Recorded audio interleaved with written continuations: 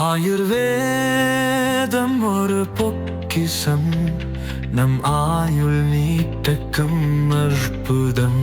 Doctor Srivarma's. Annamalai அவர்கள் பாஜகலேருந்து விலகியிருக்காரு. அதை பற்றி உங்களோட கருத்து என்ன? அவர் தனி கட்சி தொடங்கட்டும், தொடங்கி நாட்டு மக்களுக்கு நல்லது. அவருடைய டெசிஷன் ஓரளவுக்கு நல்லது பண்ணுவார். கண்டிப்பாக அவருக்கு கான்ஃபிடன்ஸ் இருக்குது. நல்ல விஷயம். அவர் தனியாக ஒரு கட்சி ஆரம்பிச்சா நல்லா இருக்குது. ரொம்ப வருத்தமாக இருக்குது. அவர் அதுக்காக போராடி இருக்கார், நிறையா கஷ்டப்பட்டுருக்கார். அவர் வேலையே விட்டுட்டு, அவர் ஃபேமிலி எல்லாரையும் விட்டுட்டு, நம்ம நாடு நல்லா இருக்கணும், தமிழ்நாடு நல்லா இருக்கணும், மக்களுக்கு நிறையா செய்யணும் அப்படிங்கிறதுக்காக புள்ளி விவரத்தோடு அவர் ஒரு பாயிண்ட்டும் எக்ஸாக்டாக சொல்லிட்டு வந்தார். பட் அது இவர் சொன்ன மாதிரி கூட்டணிக்காக அவரை ஒதுக்கினது ரொம்ப வருத்தமாக இருக்குது. அவர் இப்போ தனி கட்சி ஆரம்பிக்க போகிறாரு சொல்லின்னு இருக்காங்க. நல்லா வரணும், but it will take time. உண்மையை சொல்ல நான் ஒரு இதில் சேரலான்னு ஒரு ஐடியாவில் நேற்றுலேருந்து இருக்கேன். கட்டாயம் அவர் தனியாக வரணும், கட்டாயம் வர சொல்லுங்கள். ரொம்ப ஹெல்ப்ஃபுல்லாக இருக்கும், இந்த நாட்டுக்கு நல்லது நடக்கும். வந்தால் நல்லது தான், ஏற்றுக்கிட்டதான். அவரை வளர விடலாம், எழுந்திரிச்சு வந்தார்னா நல்லாயிருக்கும். அண்ணாமலை பிஜேபி வளர்ச்சிக்காக நல்லா உழைச்சார். மக்களும் நிறைய சப்போர்ட் பண்ணாங்க. நல்லா எமர்ஜ் ஆனாங்க அண்ணாமலை தலைவரானதுக்கப்புறம், பிஜேபிக்கு வச்சதுக்கப்புறம். ஆனால் இப்போது இந்த எலெக்ஷனில் அவரோட தலைமை பொறுப்பு இல்லாதது ஒரு மக்களுக்கு ஒரு ஏமாற்றமாகவே தான் இருக்குது.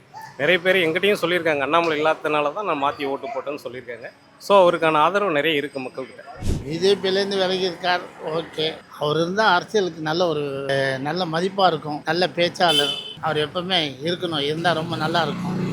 நாட்டுக்கும் நல்லது, வீட்டுக்கும் நல்லது, திறமையாக பேசக்கூடியவர் அவர். ஸோ வாழ்க வளமுடன், நல்லா இருக்கணும். காமராஜருக்கு அடுத்தது தமிழ்நாட்டில் மிகப்பெரிய உண்மையை உழைச்சி கட்சிக்காக பாடுபட்ட இவர் தான். பிஜேபியில் இவர் இருந்திருந்தாருன்னா இந்த தடவை கண்டிப்பாக பிஜேபி எல்லா இதுலேயும் இவங்க நிறுத்தின இதே எத்தனை எண்ணிக்கை நிறுத்தினாங்களோ அத்தனை எண்ணிக்கையும் வின் பண்ணியிருப்பாங்க. இவங்க தேவையில்லாமல் திராவிட கட்சிகளோட சேர்ந்ததுனால தான் இவங்களுடைய பிஜேபியோடைய இமேஜே கெட்டு போச்சு. இப்போ தான் அவர் உணர்ந்து தனியாக இதுன்றார். கண்டிப்பாக இவர் ஜெயிப்பார். கண்டிப்பாக இந்த தமிழ்நாட்டுக்கு ஒரு நாளைக்கு மந்திரியாக வருவார். நிச்சயம், இது நிச்சயம். இதில் எந்த விதமான இவர் கடைசி வரைக்கும் எந்த திராவிட கட்சியிலேருந்து வர எம்எல்ஏவோ எம்பியோ சேர்க்கக்கூடாது.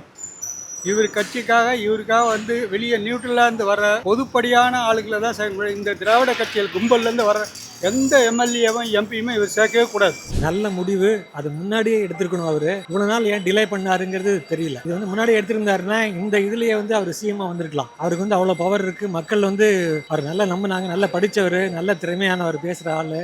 அந்த மாதிரி ஆளுக்கு தான் தமிழ்நாட்டுக்கு வேணும். கொஞ்சம் அவர் மவுஸ் இருக்குது தமிழ்நாட்டில். அது அவரோட தனிப்பட்ட முடிவு. அவர் பிஜேபி அவர் வந்தப்பறம் தான் கொஞ்சம் நிறைய டெவலப் பண்ணாங்கன்னு நினைக்கிறேன். அவருக்கு சப்போர்ட் அந்த அளவுக்கு அதிகமாக இல்லையா மேல் இடத்துலன்னு தெரியல. அதனால அவர் விலகி இருக்காருன்னு நினைக்கிறேன். அது வேலை நல்லது. பிஜேபிங்கிற போர்வையில் அங்கே ஓட்டு விடாது. ஏன்னு கேட்டால் அவங்க மதவாத கட்சியும்பா, ஓட்டே விடாது. அதனால அண்ணாமலை தனியாக ஆரம்பித்தாலும் நல்லா விடும். பிஜேபி அட்ஜஸ்ட் பண்ணி அவர் தேசியத்தில் அட்ஜஸ்ட் பண்ணி அவன் போகிறவர். இவங்க மாதிரி பிரிவினவாதெல்லாம் பேச மாட்டார். அதனால வரலாம். நல்ல கருத்து தான்.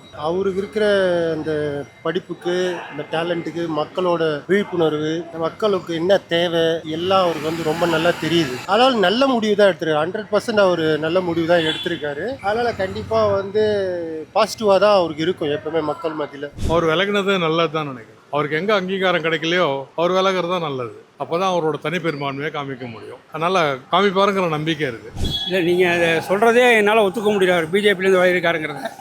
ஏன்னா பிஜேபியிலேருந்து விலகின முதல் கல்யாண் சிங்லேருந்து கடைசியாக விலகின வரைக்கும் போய் எங்கேயும் சைன் பண்ணல. நாங்கள் அண்ணாமலை எப்படி நினைக்கிறோம்னா தமிழ்நாடால் எதிர்காலமாக நினைக்கிறோம். அண்ணாமலை எப்படி அஸ்ஸாமில் இருக்கிற சீஃப் மினிஸ்டரோ, எப்படி வெஸ்ட் பெங்காலில் அவங்க பண்ணுறாங்களோ, எப்படி உத்தரப்பிரதேசில் பண்ணுறாங்களோ, எப்படி மத்திய பிரதேசில் ரொம்ப நல்லா பண்ணுறாங்களோ, அதே மாதிரி நல்லா அவரும் பிஜேபியோடு இருந்து நல்லபடியாக தமிழ்நாட்டை முன்னேற்றுவார் அப்படிங்கிற நம்பிக்கை மக்களாக எங்களுக்கு இருக்குது. அதை ரெண்டு பேரும் சேர்ந்து அண்ணாமலையும் பிஜேபியும் மக்களோட கருத்துக்கள் ஒத்து போய் நல்லபடியாக பண்ணுவாங்கன்னு நாங்கள் நம்புகிறோம். ரொம்ப லேட் டிசிஷன். இதெல்லாம் அவர் ரொம்ப கஷ்டப்பட்டு இளைஞரணியெல்லாம் திரட்டி நல்ல ஒரு பர்சன்டேஜ் வாக்கு எல்லாத்தையுமே நல்லா கொண்டு வந்தார். ஆனால் கடைசியில் பிஜேபியோட உட்கட்சி ப்ராப்ளத்தினால ஒரு நல்ல மனிதரை ஓரம் கட்டியிருக்கு. அதாவது நல்ல, எனக்கு தெரிஞ்சு என்னுடைய அரசியல் ஞானத்தில் சொல்ல போனால், ஒரு நல்ல படித்த மக்களுக்கு நல்லது செய்யணும் அப்படிங்கிற ஒரு சேவை மனப்பான்மையோட ஒரு 10 வருட காலம் ஐபிஎஸ் பணியிலையும் இருந்து ஒரு சிறந்த ஒரு ஒழுக்கமான ஒரு அரசியல்வாதியாக தலையெடுத்தார். ஆனால் ஆஸ் யூஷுவல் நம்ம பிஜேபியோடைய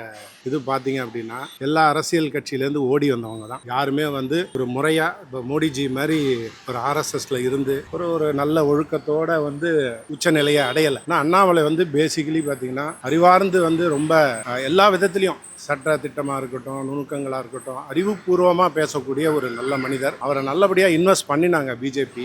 ஆனால் கடைசியில் என்ன ஆயிடுது அப்படின்னா கூட்டணிக்காக அவரை வந்து ரொம்ப ஓரம் கட்டினது யாராக இருந்தாலும் மனசு புண்படக்கூடிய ஒரு விஷயம் தான்.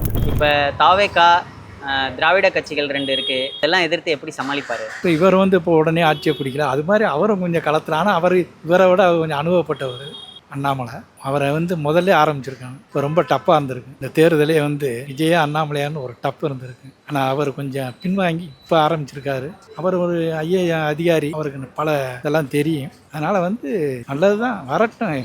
அதெல்லாம் போக போக தான் சொல்லுவோம். இன்றைக்கி உடனே எல்லாம் டிசைட் பண்ண சொல்ல முடியும். இன்னும் எவ்வளவோ காலங்கள் இருக்குது. எடுத்த எடுப்பிலேயே எதையுமே செய்ய முடியும். இவர் தாவேக்காக உடனே செஞ்ச முடியுமா? ஜனங்கள் ஏதோ கேட்டுட்டே இருக்கிறாங்க. அது நடக்காத வர முடியும். விஜய் வந்துட்டார் இல்லையா, அண்ணாமலையில வர முடியும். ஐஏஎஸ் படிச்சிருக்காரு, ஐபிஎஸ் படிச்சிருக்காரு, வந்தாருன்னா அவர் கூட தான் போகணும். மக்கள் வந்து இப்போ எல்லாம் இந்த சினிமா மோகத்தினாலேயா என்னன்னு தெரியல, இப்போ நிறைய ஓட்டெல்லாம் பேரண்ட்ஸ் கிட்ட, என்னோட ஃப்ரெண்ட்ஸ் சர்க்கிளில் விசாரிச்ச போதே பார்த்தீங்கன்னா என் பொண்ணு சொன்னா, என் பையன் சொன்னா, அதனால் நான் ஓட்டு போட்டேன் அப்படிங்கிறாங்களே தவிர யாரும் வந்து, ஏன்னா எல்லாரும் இந்த டிஎம்கே ஏடிஎம்கேவை வந்து வெறுத்து போயிட்டாங்க. எல்லாம் இந்த இவங்கிட்டேருந்து பணத்தை வாங்கி அவங்ககிட்டேருந்து பணத்தை வாங்கி எல்லாருமே வந்து வெறுத்து போயாச்சு.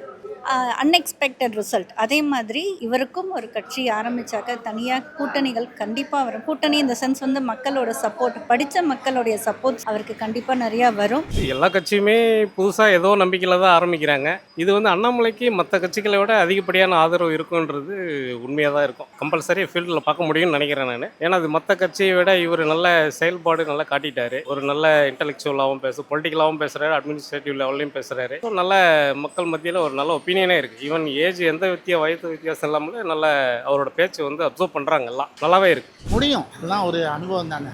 அவரும் எல்லாம் சமாளிப்பார். அவரும் புது கட்சி ஆரம்பித்தா மக்களோட வரவேற்பு எப்படி இருக்கும்? ரொம்ப நல்லாவே இருக்கும். ஏன்னா இப்போ நான் சோஷியல் மீடியாவில் நிறைய பார்க்குறப்ப நான் ரொம்ப சப்போர்ட் பண்ணுவேன், தனி கட்சி ஆரம்பிங்கன்னு நிறைய சொல்லிக்கிட்டு இருக்காங்க. சோஷியல் மீடியாலே எப்படி இருக்குன்னா கண்டிப்பாக அவங்க சொல்லி பப்ளிக்கிட்டே ஒரு நல்ல ஃபீல்டு தான் இருக்கும், சப்போர்ட் இருக்கும்னு நினைக்கிறேன் நான். ஆதரவு நல்லா தான் இருக்கும். நல்லா தான் இருக்கும். கண்டிப்பாக இவர் பக்கம் இருப்பாங்க. எல்லாருக்கும் மக்களுக்கும் வந்து இவர் வந்து ஏன் இவங்களோட அதிமுகவோட சேர்ந்தாங்கன்ற ஒரு மனப்பான்மையினால தான் பிஜேபிக்கு இவரை வந்து ஒதுக்கிட்டாங்களே, இவர் ஏன் திருப்பி அவங்க போய் பிரச்சாரம் பண்ணுறாங்க, எல்லா மனசுலையும் இருக்குது. எல்லாருடைய மனதிலையும் அந்த எண்ணிக்கை இருக்குது. கண்டிப்பாக பிஜேபிக்கு ஒரு நல்ல எதிர்காலம் இருக்குது. நியூட்ரலாக இருக்கணும். கடைசி வரைக்கும் இந்த ஊழல் கட்சிகளோட சம்மந்தம் இல்லாமல் இருக்கணும்.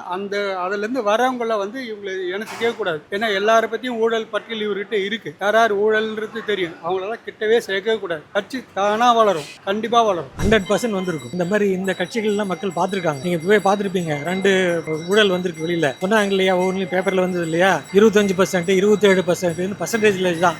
அந்த மாதிரி இருக்காது. ஏன்னா அவர் வந்து முன்னாடியே இருந்திருக்காரு. அதனால அவருக்கு வந்து தெரியும் எப்படி நெளிவு சொல்லிலாம் தெரியும். ஒரே ஒரு என்ன பண்ணியிருக்குன்னா, கொஞ்சம் அவர் வந்து கொஞ்சம் நெளிவு சொல்லி தெரிஞ்சு முன்னாடியே வெளியே வந்திருந்தாருன்னா இந்நேரம் டெஃபினட்டாக அவர் சிஎம் வந்திருக்காரு. மக்கள் எல்லாமே வந்து அவருக்கு தான் போட்டிருப்பாங்க. எதிர்பார்த்தோம், அவர் நிற்கல. அதனால தான் இந்த தடவை கண்டிப்பாக வருவார். உலக தமிழ் சொந்தங்களுக்கு வணக்கம். நான் ராஜவேல் நாகராஜன். பேசு தமிழா பேசு வலையொலியுடைய வளர்ச்சிக்கு நீங்களும் உறுதுணையாக இருக்கணும்னு நினச்சிங்கன்னா இந்த வீடியோடைய டிஸ்கிரிப்ஷனில் இருக்கக்கூடிய ரேசர் பே லிங்கை கிளிக் பண்ணுங்கள். அந்த லிங்க்கில் போயிட்டு உங்களுக்கு விருப்பமான தொகையை பேசு தமிழா பேசுவனுடைய வளர்ச்சிக்கு உங்களுடைய பங்களிப்பாக நீங்கள் கொடுக்கலாம். நன்றி, வணக்கம்.